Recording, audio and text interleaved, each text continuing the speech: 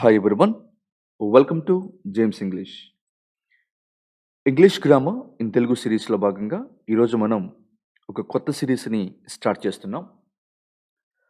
Group 4 prepare అవుతున్న అభ్యర్థుల కోసం ఈ సిరీస్ ఎంతగానో ఉపయోగపడుతుంది. మరి గ్రూప్ 4లో జనరల్ ఇంగ్లీష్ 100 మార్క్స్కి ఇవ్వబడుతుంది. స్క్రీనింగ్ టెస్ట్లో 25 మార్కులు, మెయిన్ ఎగ్జామ్లో 75 మార్కులకి ఇంగ్లీష్ ఉంటుంది. మరి టాపిక్స్ని మీరు ఒకసారి గమనించినట్లయితే idioms, rearrangement of sentences, comprehension passages, punctuations and vocabulary, మరి వీటితో పాటు జనరల్ ఇంగ్లీష్ గ్రామర్. మరి గ్రూప్ 4 ప్రిపేర్ అవుతున్న అభ్యర్థుల కోసం ప్రతిరోజు 5 నుంచి 10 నిమిషాల పాటు కొన్ని వీడియోస్ చేద్దామని నిర్ణయించాను. మరి ఈ వీడియోస్ని మీరు రెగ్యులర్గా చూడండి. మరి ఖచ్చితంగా మీకు స్క్రీనింగ్ టెస్ట్లో మరియు మెయిన్స్ ఎగ్జామ్లో ఖచ్చితంగా ఎక్కువ మార్కులు వస్తాయి. మరి లేట్ చేయకుండా ఈ సిరీస్ని స్టార్ట్ చేద్దాం. మరి ఈ సిరీస్ మనం ఇడియమ్స్తో స్టార్ట్ చేస్తున్నాం. What is an idiom? Idiom అంటే ఏంటండి? చూడండి, idiom is a group of words which appears to be something but in reality it gives some other meaning. సింపుల్గా చెప్పాలంటే ఇడియమ్స్ అనేవి గ్రూప్ ఆఫ్ వర్డ్స్.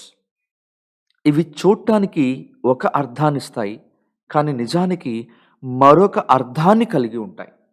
మరి ఒక్కసారి బోర్డు వైపు చూడండి.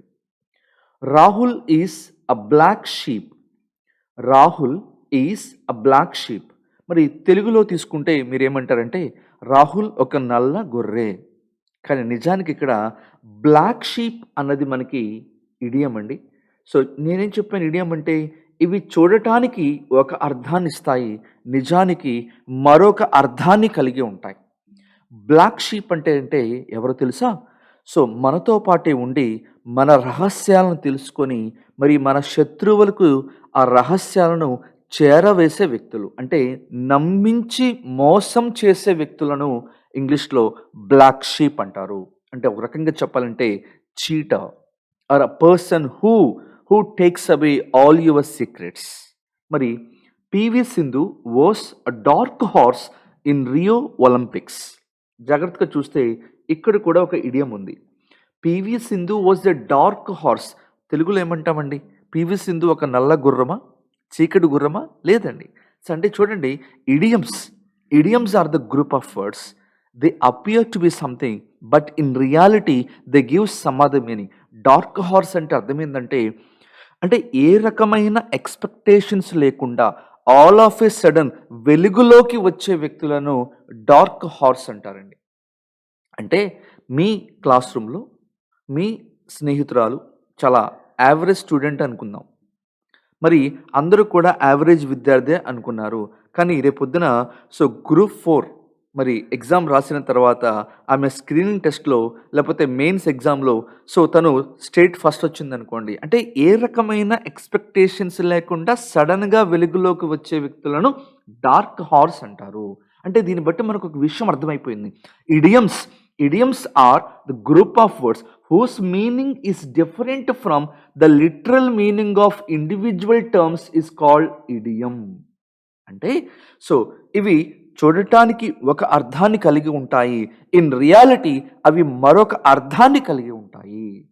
అర్థమైంది కదా? రైట్. చూడండి, ఎవ్రీ లాంగ్వేజ్ హ్యాస్ ఇడియమ్స్. ప్రతి భాషకి కూడా ఇడియమ్స్ ఉంటాయి. అయితే గుర్తుపెట్టుకోవాల్సిన విషయం ఏంటో తెలుసా? Idioms cannot be translated. అంటే ఒక రకంగా చెప్పాలంటే it is not possible to have a true translation into another language. అంటే మక్కీగా మనం ఇంగ్లీష్ నుంచి తెలుగులోకి తీసుకోలేమండి. అలా తీసుకుంటే మీనింగ్లు మారిపోతాయి. చూడండి, Rahul is a black sheep అన్నప్పుడు దీన్ని తెలుగులోకి తీసుకుంటే ఏమైపోతుంది? రాహులే నల్ల గొర్రె. అంటే ఇలా మనం true translation is not possible. మరి ఇడియమ్స్ని తెలుగులో ఏమంటామంటే జాతీయాలు అంటాం. మరి చిన్నప్పుడు మనం ఎన్నో జాతీయాలు నేర్చుకున్నాం, గుర్తున్నాయి మీకు? రైట్. మరి ఈ క్లాస్ రూమ్లో మరి ఇందాక నేను చెప్పినట్టుగా కేవలం 5 నుంచి 10 నిమిషాల వీడియోనే చేస్తానండి. రోజు చేస్తాను. ఖచ్చితంగా ఫాలో అవ్వండి. ఈ వీడియోస్ మీకు అందరికీ కూడా హెల్ప్ అవుతాయి. మరి ఇక లేట్ చేయకుండా ఈరోజు మొట్టమొదటి ఇడియం ఏంటో చూసేద్దాం. At sixes and sevens.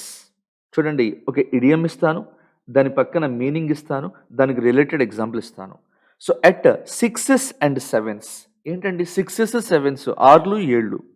Sixes and sevens అంటే అ స్టేట్ ఆఫ్ కన్ఫ్యూజన్, గందరగోళమైన పరిస్థితి. చూడండి, confused state or in disorder.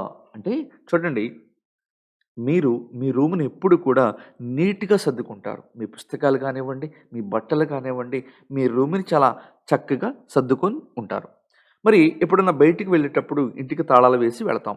మరి మీరు మార్కెట్‌కి వెళ్ళొచ్చారు. ఒక గంట ఆగిన తర్వాత వచ్చి మీరు తలుపు తీస్తే మరి ఏసిన డోర్‌లు ఏసినట్టుగానే ఉన్నాయి. వేసిన కిటికీలు వేసినట్టుగానే ఉన్నాయి. కానీ ఇంట్లో ఉన్న పుస్తకాలన్నీ కూడా చిందరవందరగా పడున్నాయి. మరి ఇంట్లో ఉన్న మీ యొక్క బట్టలు, ఆ!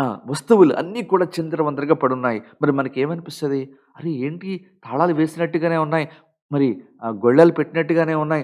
కిటికీలు వేసినట్టుగానే ఉన్నాయి. మరి ఎలా? ఇది ఎలా పాసిబుల్ అయింది? అని ఒక క్షణం ఆలోచిస్తారు చూసారా? దాన్ని మీరు గందరగోళమైన పరిస్థితి అంటారే, దాన్ని ఇంగ్లీష్‌లో ఎట్ సిక్సెస్ అండ్ సెవెన్స్. చూడండి, the whole schedule has been rearranged. I am at sixes and sevens. మరి చూడండి, ఇప్పుడు ఒమిక్రాన్ ఇంపాక్ట్ చాలా బలంగా ఉంది. ఈ కరోనా వల్ల మనం ఏదో ఒక టైమ్ టేబుల్ వేసుకున్నాం. సో నెక్స్ట్ వీక్ ఎక్కడికో వెళ్ళాలి, ఏదో చేయాలి, ఎవరినో కలవాలనుకున్నాం. కానీ అంటే ఒమిక్రాన్ ఇంపాక్ట్ పడిపోయి అంతా కూడా అంటే రాష్ట్రాల్లో లాక్‌డౌన్‌లు విధించే పరిస్థితి ఏర్పడిపోయింది. అందువల్ల మొత్తం ప్రోగ్రామ్ అంతా కూడా మారిపోయింది.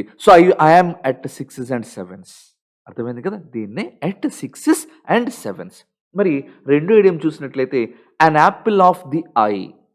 An Apple of the I అంటే అర్థం ఏంటంటే ఎంతో అపురూపంగా చూసుకోవటం అండి.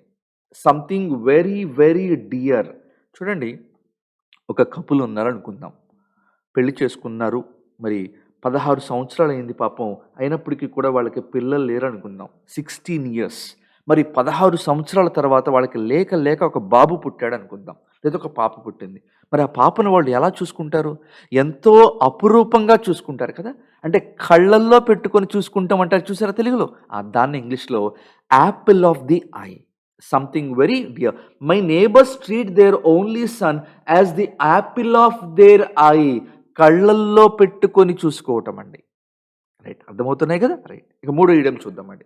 Bread and butter. Bread and butter అంటే ఏంటండి? బ్రేక్‌ఫాస్టా? కాదండి. బ్రెడ్ అండ్ బటర్ అంటే జీవనాధారం. అంటే చూడండి, అ job or activity that provides you with the money you need to live. అంటే మీ జీవనాధారం ఏంటి? అంటే మీరు బతకటానికి ఏం చేస్తూ ఉంటారు? ఫర్ ఎగ్జాంపుల్ నేనున్నానండి. నేను బతకడం కోసం ఏం చేస్తున్నానంటే ఐయామ్ ఎ టీచర్. మరి టీచర్ అంటే ఏం చేస్తూ ఉంటాను? పాఠాలు నేర్పిస్తూ ఉంటాను. Teaching is my bread and butter right now. చూసారా? బ్రెడ్ అండ్ బటర్ అంటే it's a job or activity that provides me some money so that I survive. మరి what is your bread and butter? అర్థమవుతుంది కదా! Right. Bread and butter అంటే జీవనాధారం. తర్వాత bite the bullet. Byte the bullet అంటే చేదు నిజం. చేదు నిజం అంటే ఒక నిజాన్ని మింగటం. అంటే మనకి ఇష్టం లేని దానిని యాక్సెప్ట్ చేయటం అండి. చూడండి, బైట్ ద బుల్లెట్ అంటే to accept something difficult or unpleasant. ఇష్టమున్నా లేకపోయినా సరే దాన్ని మీరు అంగీకరించటం. ఫర్ ఎగ్జాంపుల్ మరి ఈ సంవత్సరం గవర్నమెంటు నోటిఫికేషన్స్ ఇవ్వలేదు. మరి లేకపోతే స్కూల్స్ అన్నీ మూతబడ్డాయి. సినిమా హాల్స్ అన్నీ మూతబడ్డాయి. మీరందరూ కూడా మరి ఈ కరోనా ఇంపాక్ట్‌కి ఖచ్చితంగా మనం కొన్ని సాక్రిఫైస్ చేయాల్సిన నెసెసిటీ ఏర్పడింది. We are all biting the bullet. అంటే ఏంటంటే చూడండి, మనమందరం కూడా ఎంతో ఆశతో ఉన్నాం. గవర్నమెంట్ ఈ సంవత్సరం కొన్ని వేల పోస్టులు ఇస్తుందని. కేవలం మరి వాళ్ళు 700 పోస్టులు మాత్రమే గ్రూప్ 4 నోటిఫికేషన్‌లో మెన్షన్ చేశారు. మరి ఖచ్చితంగా ఇంకా చేసే పరిస్థితి ఏమీ లేదు. మరి రాష్ట్రంలో ఎన్నో లక్షల నిరుద్యోగ యువత ఉంది. అయినప్పటికీ కూడా మళ్ళా ఆ 700 పోస్టుల కోసం అందరం కూడా అప్లై చేశాం. అంటే we accepted something difficult or unpleasant. నిజానికి సరిపోవన్న సంగతి అందరికీ తెలుసు. అయినప్పటికీ కూడా రాస్తున్నాం. ఎగ్జామ్‌కి అప్లై చేసాం. ప్రిపేర్ అవుతున్నాం. This called biting the bullet. చూడండి, ఒక దొంగున్నాడండి. సో, ఆ దొంగని పోలీసులు పట్టుకున్నారు. సో, ఆహ్, జడ్జి గారి ముందు తీసుకువెళ్లారు. సో, జడ్జి గారు ఏమన్నారంటే, "నువ్వు తప్పు చేసావు గాబట్టి నీకు కఠిన కారాగార శిక్ష వేస్తున్నానురా" అన్నాడు. మరి అతనికి ఇష్టం లేదు జైలుకి పోవటం. మరి తప్పదింక. ఎందుకని? So, that is called biting the bullet, accepting the result. చూడండి. The accused man bit the bullet as the judge handed down his sentence. మరిక ఇంకొక ఇడియం చెప్తాను ఈరోజు. Between the devil and the deep blue sea. కొన్నిసార్లు ఇక్కడ blue ప్లేస్‌లో black కూడా ఇస్తాడండి. అంటే బ్లూ సీ అని అంటాడు, బ్లాక్ సీ అని అంటాడు. పెద్దగా కన్‌ఫ్యూజన్ ఏం అవసరం లేదు. Between the devil and the deep blue see. తెలుగులో కూడా ఉందండి. ముందుకెళ్తే నుయ్యి, వెనక్కి వస్తే గొయ్యి. అంటే ఏమి చేయలేని పరిస్థితి. అంటే ఏ నిర్ణయం తీసుకోవాలో పాలుపోలేని పరిస్థితి. ఎటు వెళ్ళాలో తెలియని పరిస్థితి. దాన్నే మీరు ఇంగ్లీష్‌లో between the devil and the deep blue sea or black sea. To have 2 choices that are both equally unpleasant, not convenient. ముందుకెళ్తే నుయ్యి, వెనక్కి వెళితే గొయ్యి. అటుపోయినా ప్రాబ్లమే, ఇటొచ్చినా ప్రాబ్లమే. మరి ఇప్పుడు చూడండి గవర్నమెంట్ పరిస్థితి ఎలా ఉందంటే, ఒక పక్క కొత్తగా రాజధాని ఫార్మ్ చేశాం. మరి పూర్తి స్థాయిలో ఇంకా ఆ రాజధాని బిల్డ్ అవ్వలేదు. ఇంకా so many issues are there. ఫైనాన్షియల్‌గా ఇంకా స్టేట్ గవర్నమెంట్ ఇంకా నిలదొక్కుకోవాల్సిన పరిస్థితి. ఇటుపక్క చూస్తేనేమో నిరుద్యోగ యువత ఉన్నారు. మరి అటుపక్క చూస్తేనేమో కరోనా వచ్చింది. సో, ఫైనాన్షియల్‌గా కంట్రీలో ఎన్నో ఆర్థిక ఇబ్బందులున్నాయి. మరి ఇలాంటి పరిస్థితుల్లో గవర్నమెంట్ ఏం చేయాలో అర్థం కావట్లేదు. మరి ఎన్నికలొస్తున్నాయి. ఎన్నికలొస్తే ఖచ్చితంగా నోటిఫికేషన్స్ ఇవ్వాలి. నోటిఫికేషన్స్ ఇస్తే మరి ఖచ్చితంగా జాబ్‌లివ్వాలి. జాబ్‌లిస్తే వాళ్ళకి డబ్బులివ్వాలి. అంటే సాలరీ పే చేయాలి కదా! సో, గవర్నమెంట్‌కి ఏం చేయాలో తెలియని పరిస్థితి. In this situation the government find itself between the devil and the deep blue see. మరి నిరుద్యోగ యువత పరిస్థితి కూడా ఇదేనండి.